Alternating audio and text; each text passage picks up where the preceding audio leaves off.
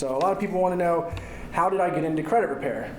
So I got into credit repair when I was in college. I was playing football at Westchester University, and I got injured, and I had to have surgery. And when you're injured on school property, any bills should be covered by the school. But turns out that didn't happen. A couple of the bills fell through the cracks and ended up on my personal credit.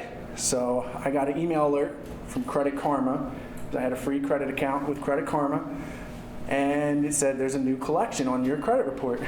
And I was like, I don't know how this is possible because I've never not paid a bill. I just graduated college. I didn't have any outstanding debts besides student loans, and I was just about to start paying on them.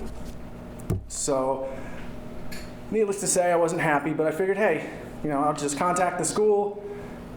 They'll get it taken care of. Should be a nice, quick process.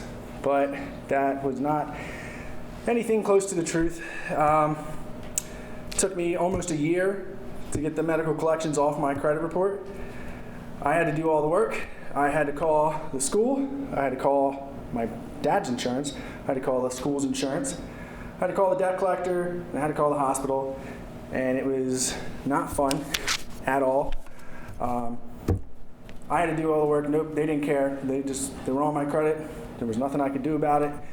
So during that time, like I said, I was not happy. So I was like, well, how is this legal? So I started researching, looking into all the consumer laws. I started listening to seminars from lawyers, from paralegals, from credit repair experts, talking about your consumer rights, the Fair Debt Collection Practices Act and the Fair Credit Reporting Act.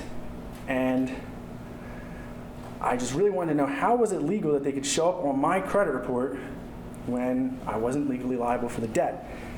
So I literally listened to hundreds of hours of these seminars, and I called a lot of lawyers, talked to a lot of local attorneys, and I figured out two things. One, most lawyers don't know anything about the consumer protection laws. You have to find a lawyer who specializes in it. And so after talking to about 5 or 6 lawyers, one of them did know, but she was just like, yeah, there's really not much you can do at this point. You went to the hospital, you signed that you would take care of any bills. They forced me to sign so I could have surgery. And so I couldn't do anything about it, but I was still not happy at all. So finally, the bill got paid from the insurance company 10 months later. And so I was like, all right, great. Called up the debt collector. I was like, look, hospital got their money. You're going to get rid of this now. It's going to come off my credit, right? You're paid. And they said, nope. I was like, what do you mean, nope? She was like, the lady on the phone said, well, we're just going to list it as a paid collection on your credit report. Well, a paid collection, I didn't necessarily know it at the time. I just knew that wasn't acceptable. But a paid collection has the same negative effect as an unpaid collection on your credit report. It makes no difference. A lot of people think that there is, because if you're applying for a mortgage, they're going to say you have to take care of any unpaid debts for the most part. That's just for their underwriting process. It doesn't improve your score, and actually paying off some debts can decrease your credit score if you don't have it completely removed from the file. And sometimes they won't remove it from the file at all, and they don't have to by law, but they also by law don't have to keep it on your credit. That's just their choice, to damage your credit. So I hung up with the debt collector because it was pointless to talk to them. They weren't necessarily rude to me, but they weren't helpful, and they didn't care. They were like, well, it's your own problem. So I called up the guy I'd been talking to at the hospital, the director of the collections department, and basically I said, well, I was talking to my counsel, and they advised me that we would actually just have to sue you guys because you guys are the ones who gave the debt collectors permission to show up on my credit report. And so he said, okay, well, let me talk to my supervisor. And about 15 minutes later, I got an email saying my supervisor said we'll remove the collection from your credit report.